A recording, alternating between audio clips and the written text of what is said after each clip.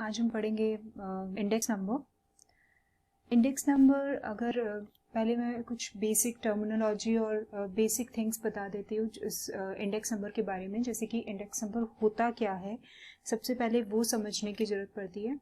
तो index number is basically a tool, or you can say basically a specific rate which makes comparison very easy.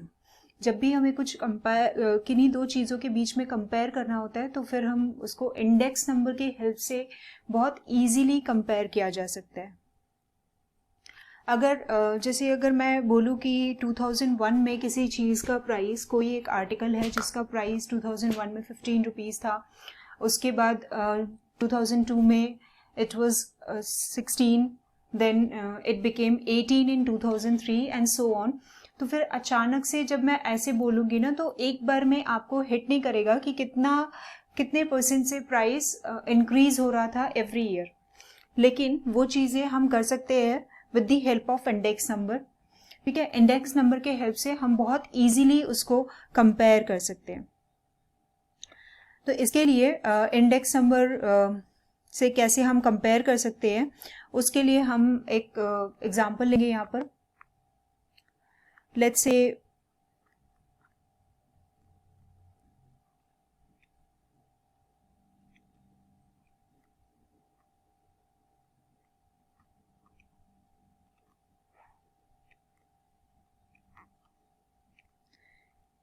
किसी चीज़ का production है जो कि turns में लिखा हुआ है, और वो प्रोडक्शन 2001 में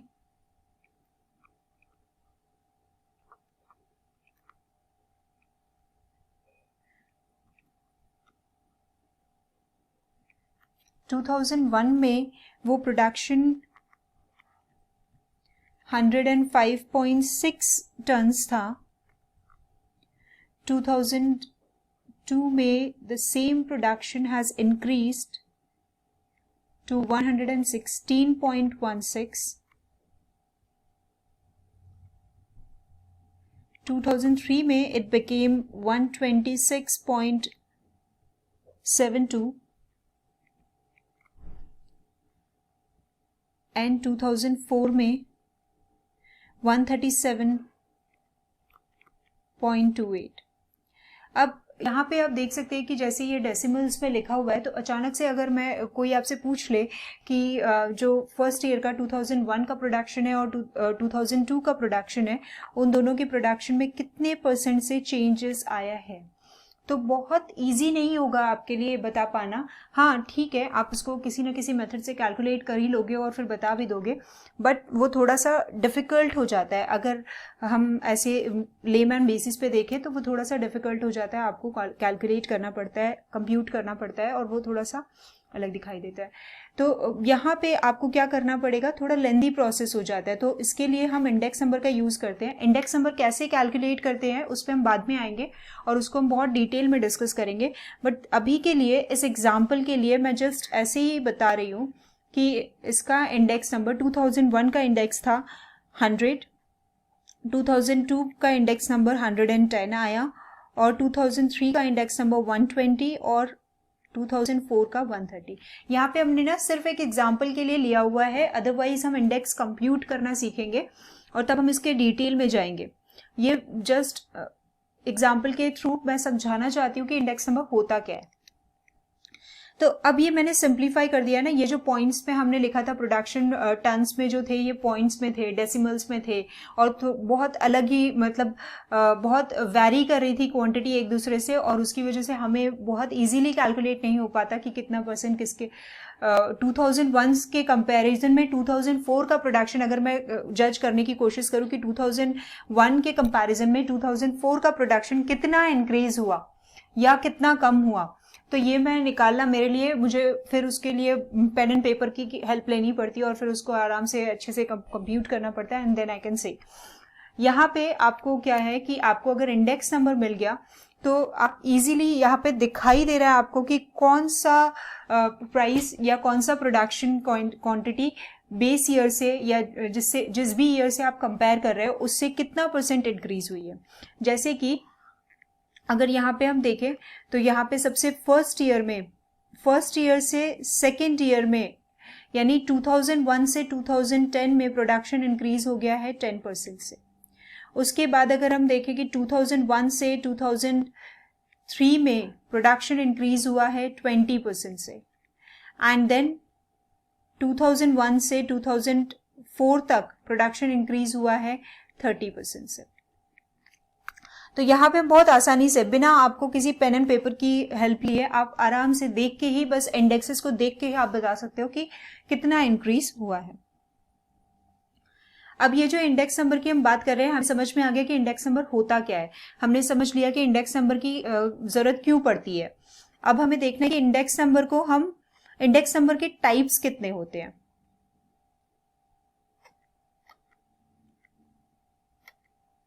तो यहां पे हम देखेंगे कि इंडेक्स नंबर के टाइप्स कितने होते हैं। तो आइए देखते हैं। फर्स्ट है इंडेक्स नंबर में प्राइस इंडेक्स। एक तो होता है प्राइस इंडेक्स जिसको हम P से रिप्रेजेंट करते हैं। दूसरा होता है क्वांटिटी इंडेक्स,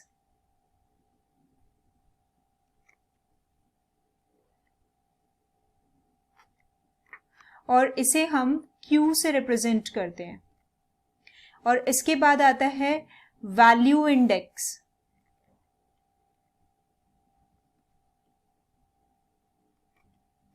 और इसे हम V से रिप्रेजेंट करते हैं। तो first is price index, second is quantity index and third is value index. Okay,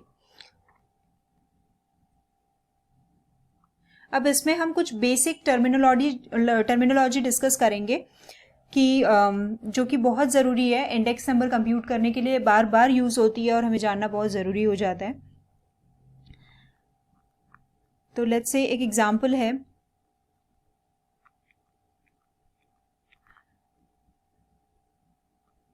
$1999, 2005, उसके बाद ईयर 2007 एंड देन 2009। यहाँ पे ये जितने भी ईयर्स दिए हुए ना, अगर हमें कंपैरिजन करनी होती है या इंडेक्स नंबर कंप्यूट करना होता है, तो जो सबसे अर्लियर ईयर होता है, जो सबसे पहले वाला ईयर होता है, उसको हम 0 लेते हैं। यानी यहाँ पर सबसे इस पर्टिकुलर एग्जाम्पल में अगर हम देखें तो यहाँ पे सबसे जो अर्लियर ईयर है वो कौन सा है, वो है 1999। तो इसे हम 0 ले सकते हैं। हमेशा 0 यही रहेगा, नो मैटर आप किसके साथ कंपेयर कर रहे हो, बट 0 हमेशा यही रहेगा। नाउ तो ये हमने सीख लिया कि द नंबर मतलब जो ईयर सबसे पहले आता है उसको हम क्या बोलते हैं, दैट इज रिप्रेजेंटेड बाय 0। उसके बाद चलिए फिर इसको पहले हम लिख लेते हैं कि अर्लियर ईयर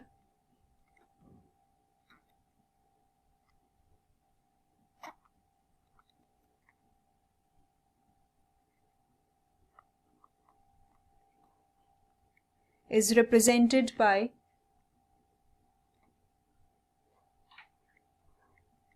0,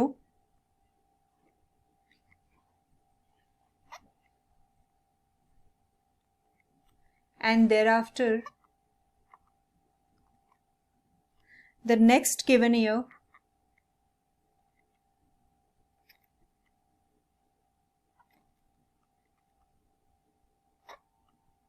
from 1। और उसके बाद से जो भी ईयर्स होते हैं उसको हम 1 से कैलकुलेट करना शुरू करते हैं, 1 से रिप्रेजेंट करना शुरू करते हैं। उसके बाद सेकेंड थिंग जो हम सीखेंगे यहाँ पे वो ये कि year from which comparison is done is known as base year.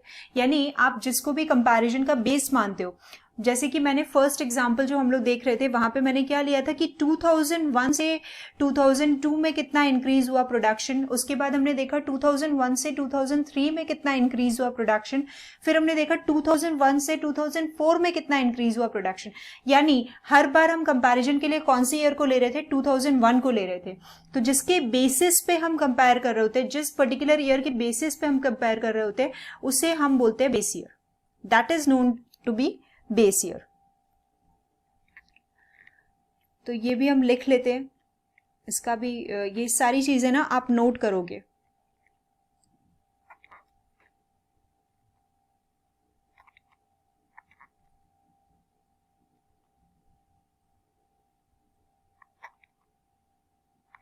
From which comparison is done?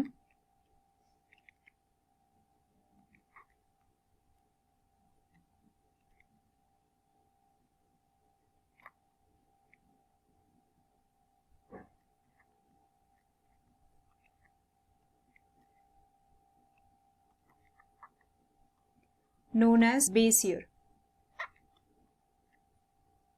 चलिए ये भी हमने समझ लिया। अब यहाँ पे हम अगर कंपैरिजन कर रहे हैं तो अगर मैं बेस ईयर मेरा 1999 है, जो भी हमारा बेस ईयर होता है वो उसको हम, जैसे अगर मैं कंपैरिजन कर रही हूँ 1999 और 2005 के बीच में, और मैंने किससे कंपेयर करना है, मैंने 1999 से कंपेयर करना है, तो इन दैट केस मेरा 0 तो 1999 है और 1 मेरा 2005 हो जाएगा। यहां पे मेरा 1 2005 हो जाएगा। ओके, तो अगर मेरा 1 2005 हो जाएगा तो फिर हम इंडेक्स नंबर कैलकुलेट करते वक्त किस तरह से लिखते हैं, हम लिखते हैं P01 इज इक्वल टू। अब यहाँ पे ध्यान रखने वाली बात है कि मैंने जिस ईयर से कंपेयर करना है ना, जिसको हमने बेस ईयर लिया है, उसको मैं यहाँ पे P01 मतलब मैंने 0 को पहले लिया है क्योंकि मैं उस ईयर से, उस पर्टिकुलर ईयर से कंपेयर कर रही हूँ। तो हमेशा अगर मैं 0 से कंपेयर कर रही हूँ तो फिर मैं 0 को पहले लिखूंगी। और जब मैं पहले लिखती हूँ, यानी मेरा बेस ईयर कौन सा वाला है, 0 वाला मेरा बेस ईयर है, तो जो भी मेरा बेस ईयर होता है वो मेरे डिनोमिनेटर में आता है, और जो करंट ईयर है, यानी जिसको मैंने जिसका कंपैरिजन करना है, जिसके बेसिस पे कंपैरिजन करना है, that is known to be base year. And जिसका कंपैरिजन करना है, the year for which the comparison is done, known as current year. तो करंट ईयर हमेशा न्यूमरेटर में होता है और जो बेस ईयर है वो हमेशा डिनोमिनेटर में आता है, और फिर हम 100 से मल्टीप्लाई करते हैं। This is the method of computing index, price index.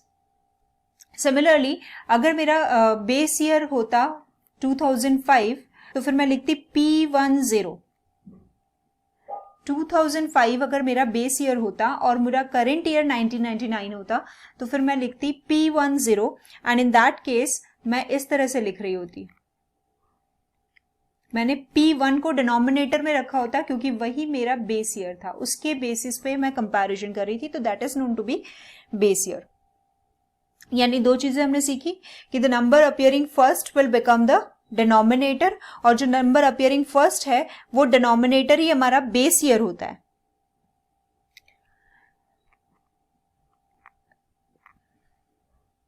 इसको भी हम लिख लेते हैं, लिख लेना बहुत जरूरी है ताकि बाद में आपको कंफ्यूजन ना रहे, बाद में आपको, आप जब नोट्स देखो तो आपको सब याद आ जाए, एक बारी में रिवाइज हो जाए। तो यानी कि मैं बेसिकली ये कहना चाहती हूँ, ये जो 2 ईयर्स है ना, मैंने इन दोनों को लिया हुआ है और इसको मैं कहना चाहती हूँ कि ये दोनों ईयर्स क्या है,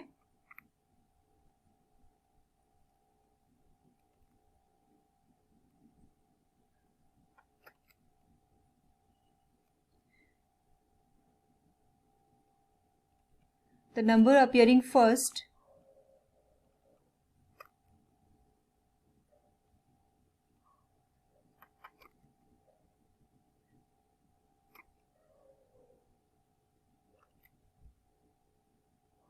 will become the denominator. The number appearing first will become the denominator। और फिर हम ये भी लिखेंगे कि the number appearing in denominator is known as base year.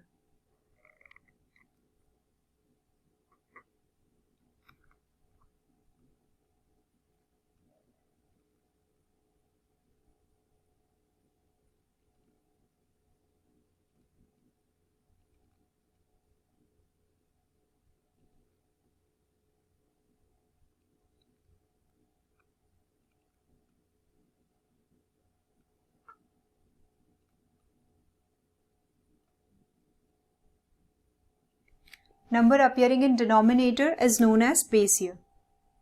Now,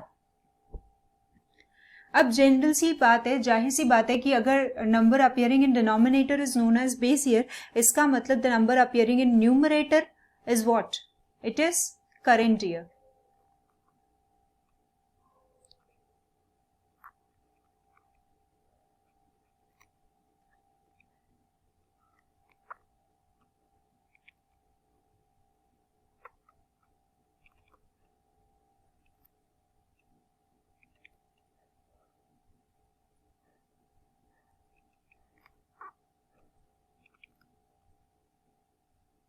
is current year. Okay, ये कुछ बातें हमें समझ में आई. फिर हमने ये भी देखा कि ये जो हम लिख रहे हैं ना P01, P01 का मतलब होता है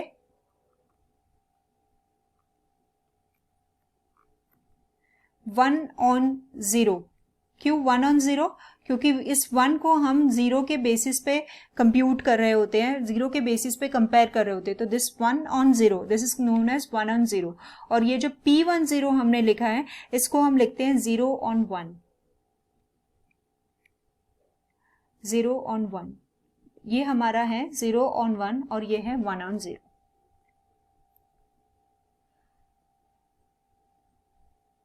फिर यहाँ पे हमने वो लिखा नहीं, मैंने बता दिया आपको कि जिस भी ईयर का कंपैरिजन कर रहे होते हैं उस ईयर को हम करंट ईयर बोलते हैं. तो year for which comparison is done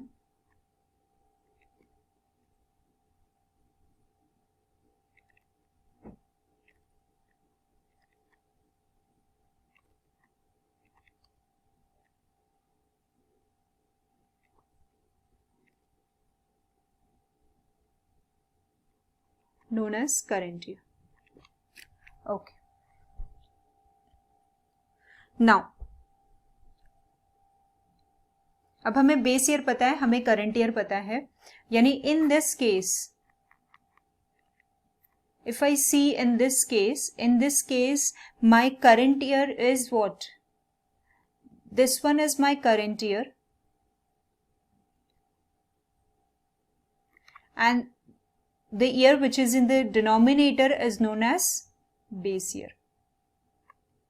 So this is my base year. चलो, अब हमने ये तो समझ लिया.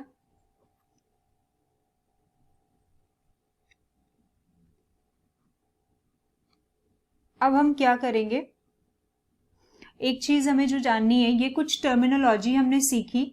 नेक्स्ट हम ये जानेंगे कि जब अगर आपके क्वेश्चन में कुछ भी मेंशन नहीं किया है कि किसके साथ आपको किसके बेसिस पे कंपेयर करना है, तब आप you will always take the year which is 0. 0 यानी कौन सा ईयर? जो सबसे पहले वाला ईयर है, जो अर्लियर ईयर है, आप हमेशा उसी को बेस ईयर मानोगे अगर आपके क्वेश्चन में कुछ मेंशन नहीं है. तो अगर आपके क्वेश्चन में स्पेसिफाई कर दिया है तो फिर वो जो भी कुछ आपके क्वेश्चन में स्पेसिफाई किया गया है वही आपका बेस ईयर होगा. अदरवाइज आप हमेशा 0 को लोगे बेस ईयर. ये भी ये जो फैक्ट हमने अभी सीखा, ये जो हमने बात अभी सीखी, इसको भी हम लिख लेते हैं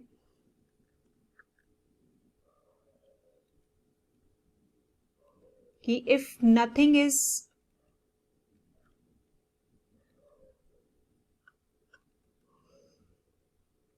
mentioned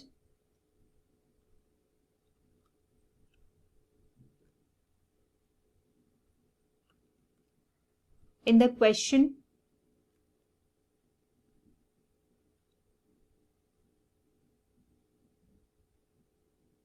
then always calculate or always compute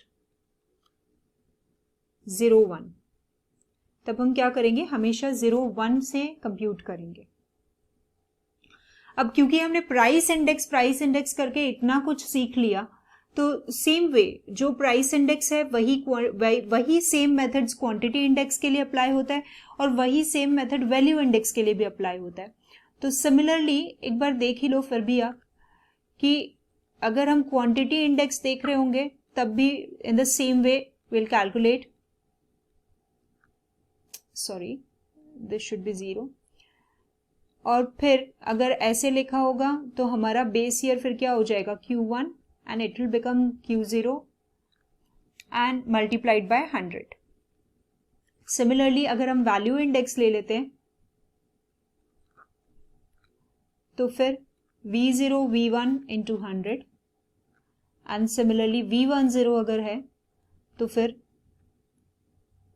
V0 V1 into 100. तो ये कुछ बातें हमने सीखी. अब हम प्रॉपर मेथड्स की तरफ आएंगे कि कौन कौन से मेथड्स हैं जिसके थ्रू हम कैलकुलेट करते हैं, जिसके थ्रू हम इंडेक्स नंबर कंप्यूट करते हैं. तो let's discuss some of the methods.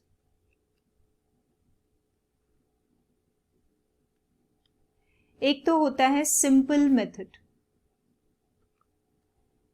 And the second one is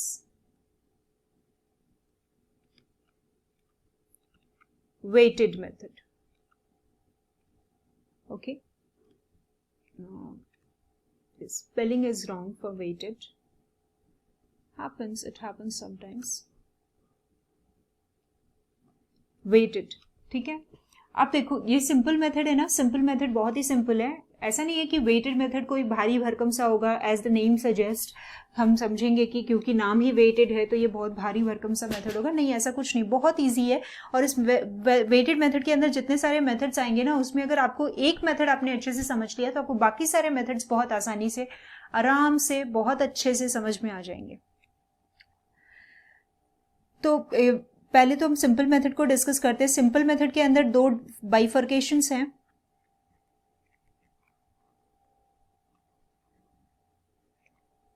एक है एग्रीगेटिव और दूसरा है रिलेटिव. फिर हम वेटेड मेथड में अगर आए तो वेटेड मेथड में भी दो बाइफर्केशंस हैं. फर्स्ट इज एग्रीगेटिव और दूसरा फिर रिलेटिव. अब ये जो एग्रीगेटिव के बारे में हम पढ़ रहे हैं ना, तो एग्रीगेटिव में बहुत सारे मेथड्स हैं जिसमें से 4 मेथड्स आपके लिए इंपॉर्टेंट है, आपके एग्जाम के पॉइंट ऑफ व्यू से इंपॉर्टेंट है. उससे बाहर आपसे कुछ नहीं पूछेगा. एक तो है लास्पियर्स मेथड, दूसरा है पास्चेज मेथड, तीसरा है मार्शल एजवर्थ मेथड,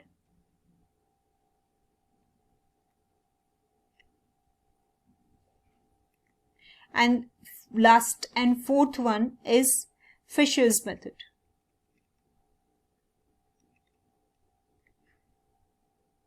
और दूसरा जो रिलेटिव है, फिर वो तो रिलेटिव है, वो बहुत इजी है. लास्ट में हम रिलेटिव मेथड को भी एक बार डिस्कस कर लेंगे.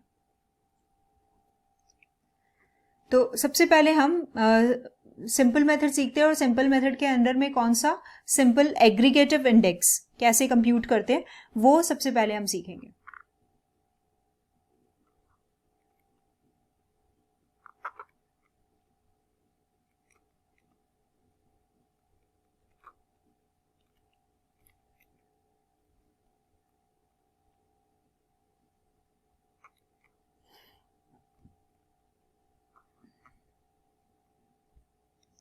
तो सिंपल एग्रीगेटिव मेथड के लिए हम यहाँ पे कोई 3 ईयर्स ले लेते हैं, जैसे कि 2001, 2002, 2003. ये 3 साल हमने लिए. और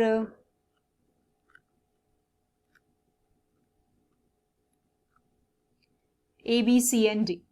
अब यहाँ पे 2001 में 8, 10, 6 and 4, 2002 में 3, 7, 9 and 8, and 2003 में let's say 8, 7, 9 and 12।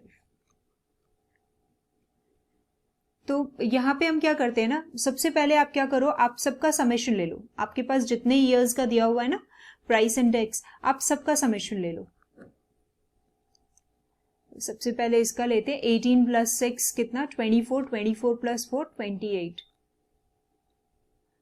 3 + 7 10, 10 + 9 19, 19 + 8 27,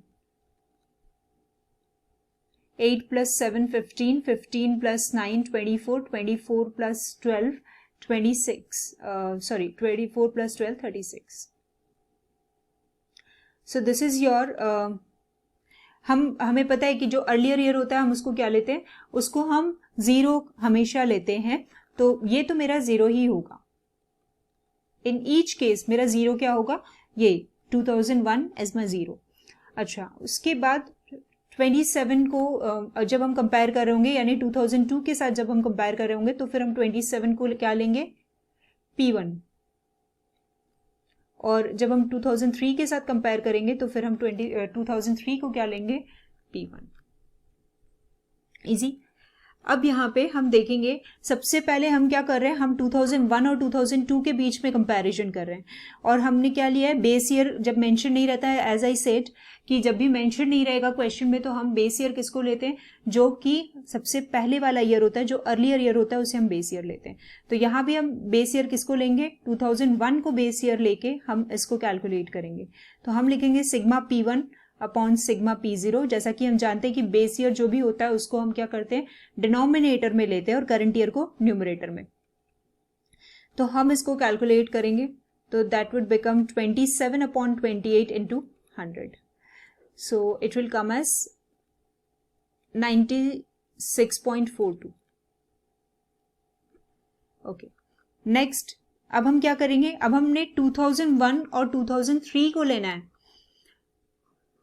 तो 2001 और 2003 को हम ले रहे हैं, तो सबसे पहले हम क्या करेंगे, 2003 को ले रहे हैं। 2003 हमारा क्या होगा, करंट ईयर होगा, जो कि ऊपर आएगा। और बेस ईयर तो एज आई सेड कि अगर नहीं मेंशन्ड है तो हम क्या लेंगे, 2001 को, which is the earlier year in this case. तो हम यहाँ पे 36 अपॉन 28 इंटू 100 कैलकुलेट करेंगे। तो ये आएगा आपका कैलकुलेट करके 128.57, ये मेरा आया। ओके, तो बस यही था, इतना सा था ये सिंपल एग्रीगेटिव मेथड। इसके बाद हम करेंगे relative method.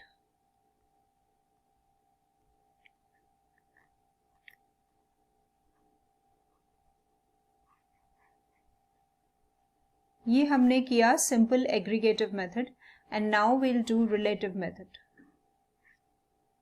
Okay,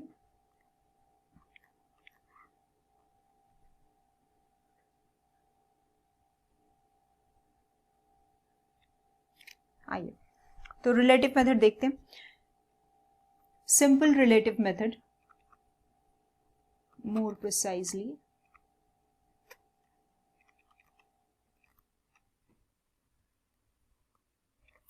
simple relative method कैसे होता है,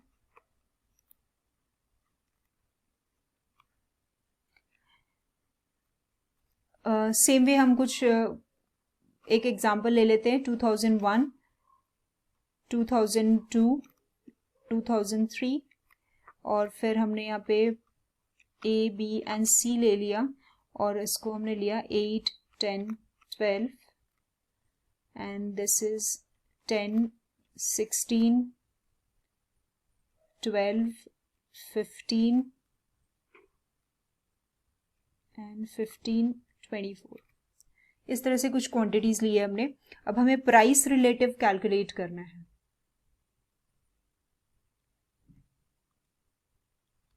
तो प्राइस रिलेटिव कैलकुलेट करने के लिए यहाँ पे फॉर्मूला होता है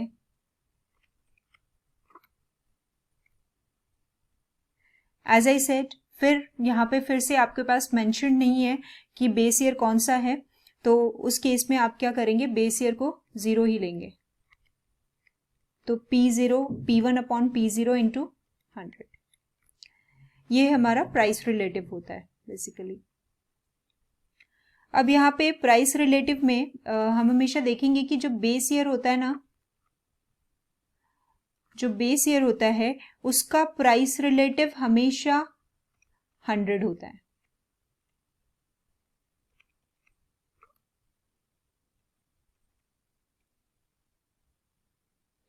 तो फिर अगर इसका प्राइस रिलेटिव हमेशा 100 होता है तो हम सिंपली लिख सकते हैं, हम जब इस सम को सॉल्व करेंगे तो हम सिंपली लिख सकते हैं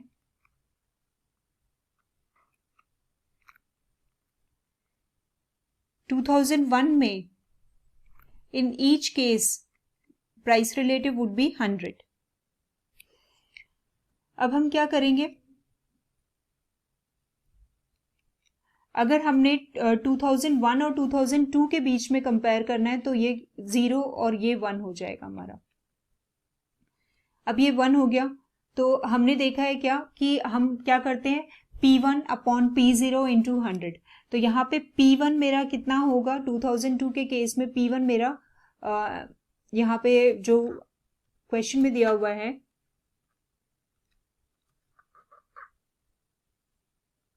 मेरा P1 है 10। सो 10 upon 8 into 100 which becomes 125।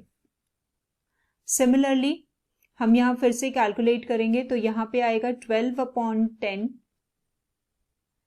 into 100 which is what, 120। and the lastly it will be 15 upon 12 into 100 which is what, 125। Similarly अगर हम अब 2003 और 2001 के बीच में कंपेयर करेंगे तो ये हमारा करंट ईयर 1 बन जाएगा। तो इसको अब हम करेंगे तो क्या होगा कि 16 अपॉन 8 इंटू 100, ये वैल्यूज हमें क्वेश्चन में दी हुई है तो हम ये वैल्यूज वहीं से ले रहे हैं 200।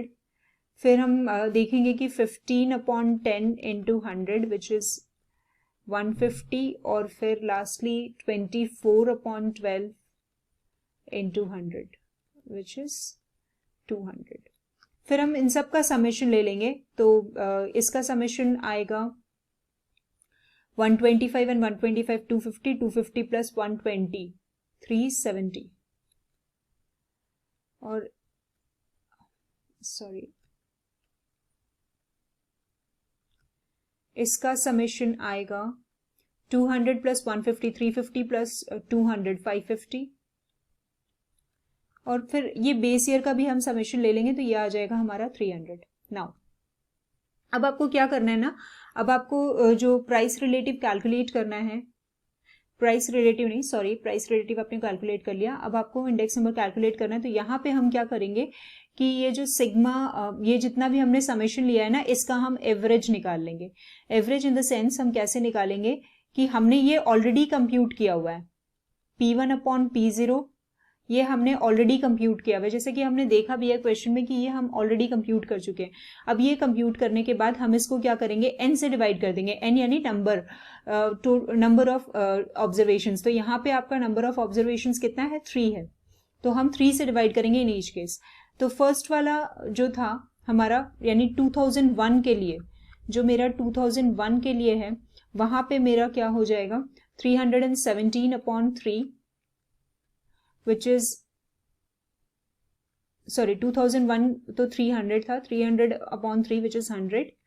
2002 में आएगा 370 अपॉन 3 which is 123 and 2003 में 550 अपॉन 3 which is 183.3। तो ये हमारा कैलकुलेट करके आ गया, सिंपल रिलेटिव मेथड से हमने कंप्यूट कर लिया।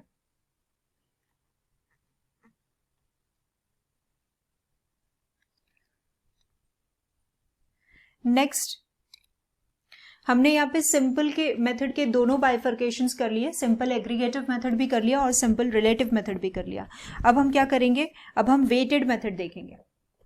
तो वेटेड मेथड देखने के पहले कुछ चीज़ें हमें समझनी ज़रूरी है। तो हम पहले वो देख लेते हैं कि वेटेड मेथड को सॉल्व करने के लिए क्या चीज़ें हैं जो ज़रूरी है। सबसे पहली बात कि वेटेड मेथड में अगर आप प्राइस इंडेक्स कैलकुलेट कर रहे हैं तो weight should be given to quantity.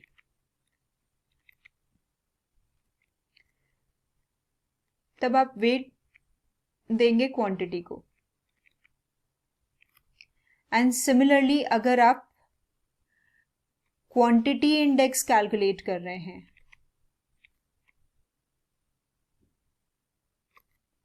तब आप वेट देंगे प्राइस को।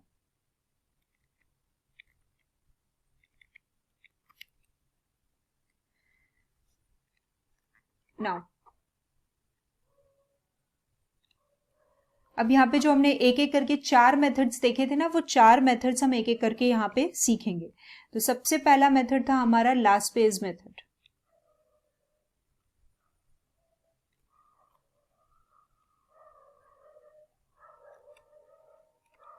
लास्पेज इंडेक्स नंबर में हम क्या करते हैं, हम जो वेट है ना वो हम बेस ईयर का देते हैं।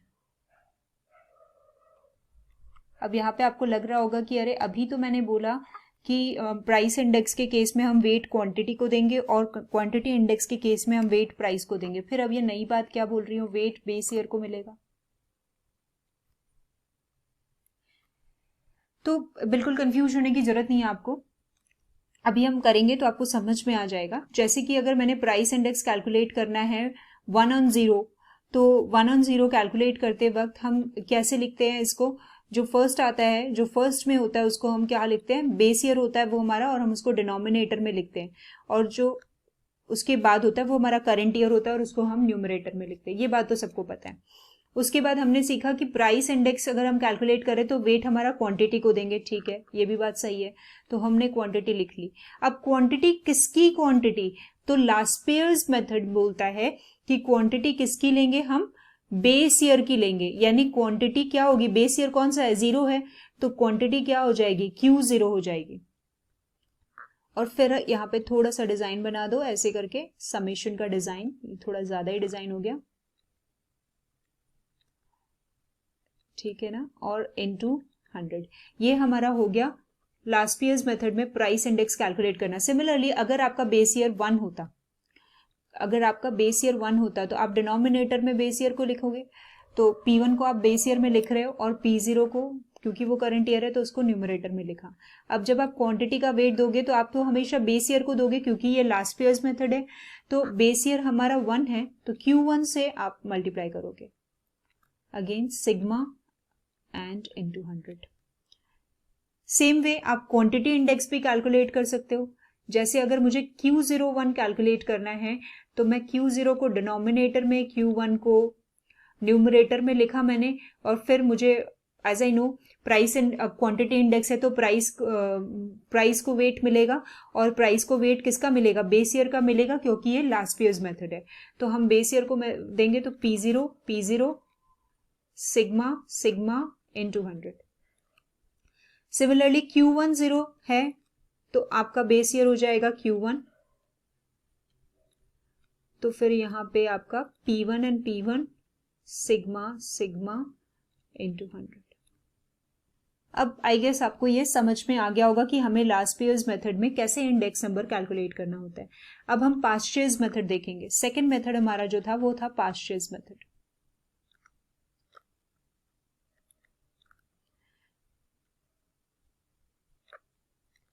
पास्चर्स इंडेक्स नंबर, अब इसको देखते वक्त ये पास्चर्स मेथड, पास्चर्स और लास्पेयर्स ये दोनों आपस में एनिमीज थे, दुश्मन थे, ये दोनों का आपस में झगड़ा था।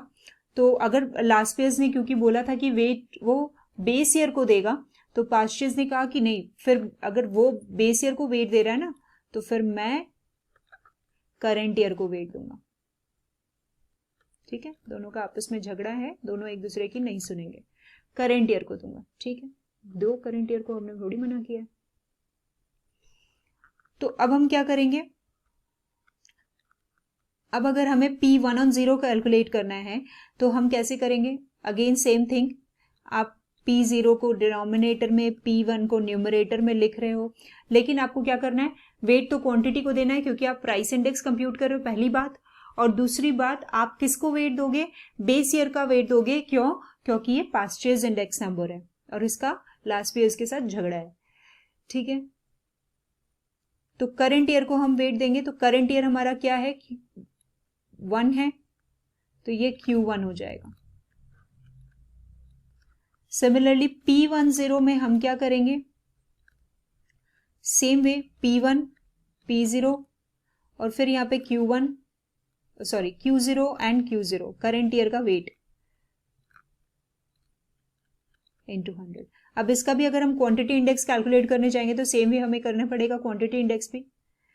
कैसे क्वांटिटी इंडेक्स होगा, Q0 1, तो Q0 Q1 और फिर आप क्या करोगे, P1 sigma sigma into 100। Similarly Q10 होगा तो आप क्या करोगे कि Q1 Q0 P0 sigma into 100, ठीक है, ये हो गया। नेक्स्ट इसके बाद कौन सा था, याद तो होगा नहीं आपको, इसके बाद था मार्शल एजवर्थ।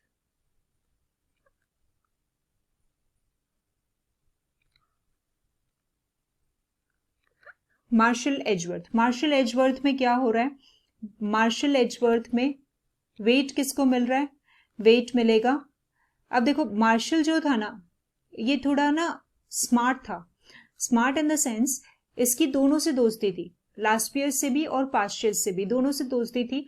तो इसने कहा कि अगर एक की बात सुन लूंगा और दूसरे की बात नहीं सुनूंगा तो फिर वो दूसरा मुंह फुला लेगा, अगर लास्ट ईयर की बात सुन लेता हूं तो पास्ट ईयर मुंह फुला लेगा, अगर पास्ट ईयर की बात सुन लेता हूं तो लास्ट ईयर मुंह फुला लेगा। उसने क्या किया, वो बोला चलो ठीक है मैं दोनों की बात सुनूंगा।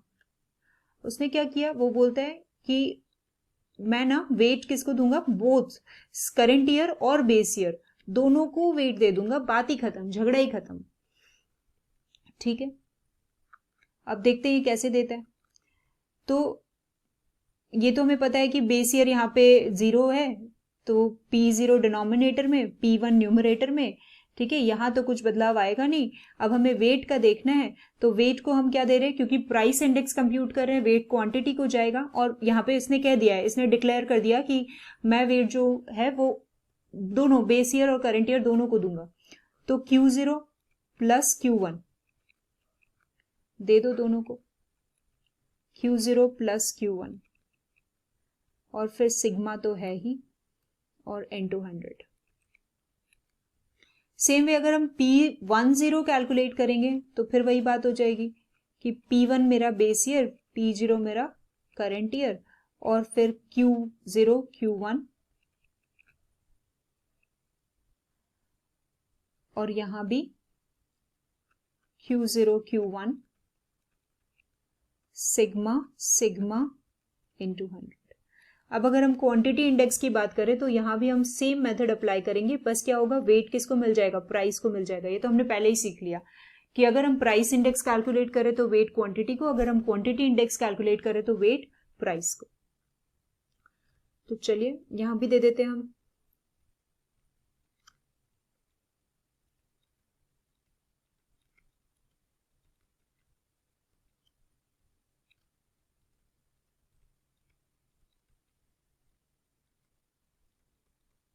ओके। और फिर ये Q10 यहां भी हम क्या करेंगे, Q1 Q0 P0 plus P1 similarly P0 plus P1 sigma sigma into 100। तो ये हमने सीखा मार्शल एजवर्थ। नेक्स्ट हम सीखेंगे फिशर्स।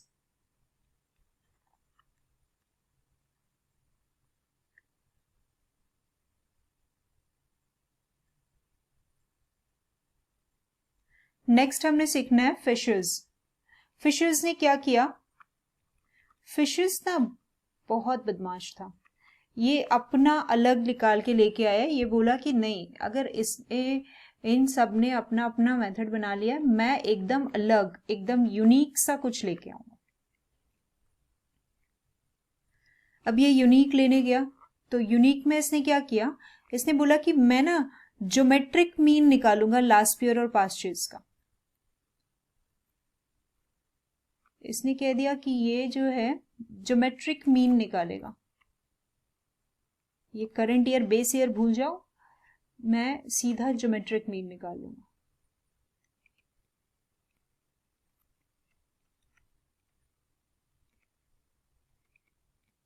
ठीक है, निकालो।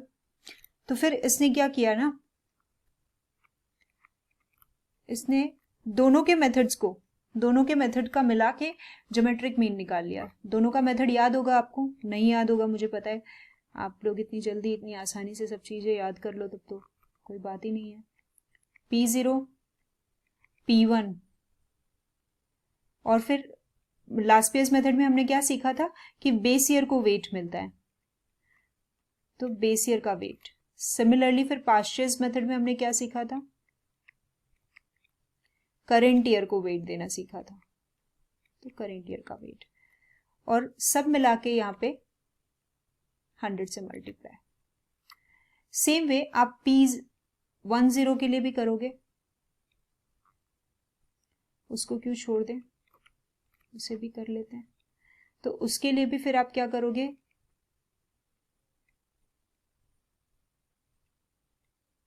यहां पे आप सेम वे आप क्या करोगे, बेस ईयर को वो दोगे वेट,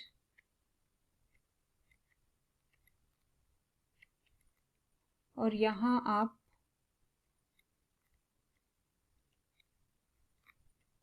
करेंट ईयर को वेट दे रहे हो एंड 100। इसी तरह हम क्वांटिटी इंडेक्स भी इसका कैलकुलेट करेंगे, करके देख लेते हैं एक बार उसको भी, कोई कंफ्यूजन आपको नहीं रहना चाहिए। तो sigma Q1 P0 Q0 P0 into sigma Q1 P1 sigma Q0 P1 into 100। Similarly Q10 जब कर रहे होंगे तो फिर क्या हो जाएगा, sigma Q0 P1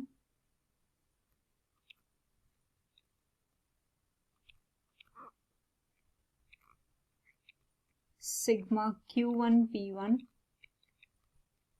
sigma Q0 P0 sigma Q1 P0 into 100। तो ये हमने 4 मेथड सीखे जो कि आपके लिए बहुत इंपॉर्टेंट है। ये इसके फॉर्मूलाज आपको ज्यादा पूछे जाएंगे एग्जाम में, लेकिन फिर उसके बाद वेटेड रिलेटिव मेथड भी है, तो हम उसको भी क्यों छोड़ देंगे, और हम उसको भी सीख ही लेते हैं। वेटेड रिलेटिव मेथड वैसे भी बड़ा प्यारा सा और बहुत सिंपल सा मेथड है, उसका किसी से झगड़ा नहीं है, किसी से दोस्ती नहीं है, वो बेचारा अकेला है, तो उसका साथ तो देना ही चाहिए, उसे तो हमें सीखना ही चाहिए। तो sigma P1 Q0 upon sigma P0 Q0 into 100, बस ये छोटा सा फॉर्मूला है वेटेड रिलेटिव मेथड का। ठीक है, ये तो हमने सीख लिया, लेकिन अब इस पे एक सम हम एग्जाम्पल के लिए कर लेंगे। वैसे इस पे सम्स नहीं आएंगे आपके एग्जाम पॉइंट ऑफ व्यू से, सम उतने रेलिवेंट नहीं है जितना कि फॉर्मूला रेलिवेंट है। फॉर्मूला बहुत अच्छे से आपको आना चाहिए, सम्स तो फिर ठीक है, कोई बात नहीं है, एक आध देख लेने में बुराई नहीं है, बट सम्स इतने नहीं पूछे जाएंगे क्योंकि वैसे भी आपका जो एग्जाम है वो एमसीक्यू बेसिस का होता है, तो एमसीक्यू में इतना कुछ नहीं पूछा जाता।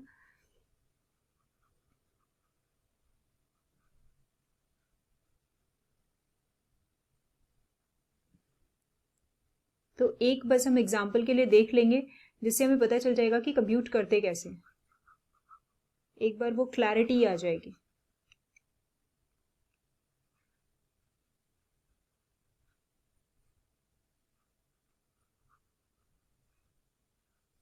और एक बार क्लैरिटी आ गई तो फिर तो आप लोग हो ही समझदार।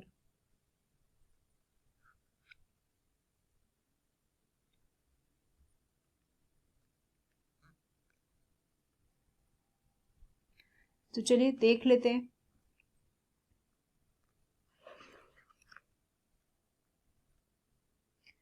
लेट्स से यहाँ पे दिया हुआ है 2001 में आपको जो प्राइस और क्वांटिटी दी हुई है वो उसको हम P0 Q0 लेंगे, नेचुरल है क्योंकि हम जो भी अर्लियर ईयर होता है उसको हम 0 लेते हैं। उसके बाद P1 Q1,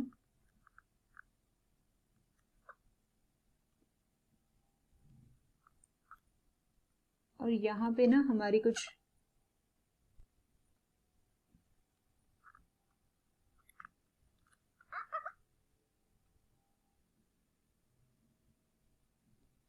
अब ए यहाँ पे देखना है, सॉरी यहाँ पे सी है नहीं, मैंने जबरदस्ती सी लिया है तो इसको हम हटा देंगे।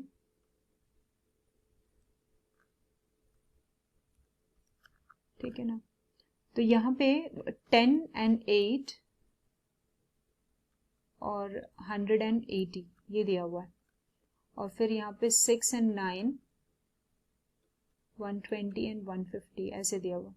तो सबसे पहले हम क्या करेंगे ना, यहाँ पे चार चीजें जो कैलकुलेट करनी पड़ती है वो हम यहाँ पे फटाफट कैलकुलेट कर लेंगे, क्योंकि उसके बिना तो हमारा सम बनेगा ही नहीं, तो वो तो कैलकुलेट करना इंपॉर्टेंट है। जैसे कि P0 Q0, P0 Q1, P1 Q1 और P1 Q0, ये कुछ चीजें हम कैलकुलेट कर लेंगे फटाफट। तो यहाँ पे P0 Q0 हो जाएगा हमारा 1000 और फिर 640। सिमिलरली P0 Q1 हमारा हो जाएगा 1200 और फिर अगेन 1200। P1 Q1 हमारा आएगा 720 और 1350। P1 Q0 हमारा आएगा 600 और 720। ये हमने कैलकुलेट कर लिया। अब हम इसका समेशन निकाल लेंगे।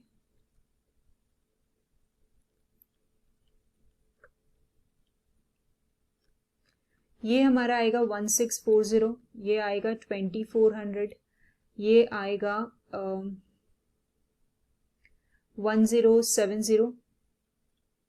2070 और ये आएगा 1320। ये हमारा है सिग्मा P0 Q0, ये sigma P0 Q1, sigma P1 Q1, sigma P1 Q0। ये हमने चार चीजें कैलकुलेट कर ली है। अब हमको क्या करना है, अब हमको सीधे सीधे इंडेक्स नंबर कैलकुलेट करना है। तो पहले हम, क्योंकि क्वेश्चन में मेंशन नहीं है तो हम कुछ भी एक बार एग्जांपल के लिए कैलकुलेट कर रहे हैं। ठीक है, वैसे तो आपको पता है कि अगर आपके क्वेश्चन में कुछ मेंशन नहीं है तो हम हमेशा बेस ईयर को क्या लेते हैं, 0 लेते हैं। तो यहाँ भी P1 हम कैलकुलेट करेंगे। तो P1 कैलकुलेट करने के लिए अगर हमने लास्ट पेयर्स मेथड लिया है, लास्ट पेयर्स मेथड में हम कैसे कैलकुलेट करते हैं, हमारा हो जाता है sigma P1 Q0 upon sigma P0 Q0 into 100, यही करते हैं ना हम। तो हमारा P1 Q0 कितना है, P1 Q0 is 1320 and P0 Q0 is 1640। ये 6 ना अच्छे से दिखाई नहीं दे रहा है, into 100। So this would become 80.48। Similarly अगर हमें Q10 कैलकुलेट करना है सेम मेथड से, कौन से मेथड से, लेट्स से पास्चर्स मेथड से, आपको ना ये जो कैलकुलेट करना है ये पास्चर्स से करना है, ये हमने लास्ट पेज से किया था। पास्चर्स से कैलकुलेट करना है, तो पास्चर्स में आप कैसे कैलकुलेट करते हो, आप पहला तो सेम मेथड होता है कि हम बेस ईयर को डिनोमिनेटर में, करंट ईयर को न्यूमरेटर में लिख लेते हैं। उसके बाद हम वेट किसको देते हैं, करंट ईयर को वेट देते हैं, तो करंट ईयर को वेट दे दीजिए। तो Q0 P0 कितना आया, Q0 P0 लिखो या P0 Q0 लिखो, बात तो एक ही है। तो 1640 और Q1 P0 एक बार देख लो, Q1 P0 ये वाला, ये हमारा कितना आया है 2400 इंटू 100। यहाँ पे कितना आएगा, इसको हम कैलकुलेट करेंगे तो ये आएगा 68.33। तो this is how we can calculate by using different methods of weighted index number, different methods of rather being very specific, different methods of weighted aggregative index number। ठीक है, हमने लास्ट प्रेजेंट पास्ट ईयर सीखा and same way हम इसमें से fishes and marshals Edgeworth भी कर सकते हैं। तो बस आज के लिए इतना ही, आप ये फॉर्मूलाज याद रखो। नेक्स्ट वीडियो में हम कुछ और नई चीजें लेके आएंगे इंडेक्स नंबर के बारे में। Till then bye bye.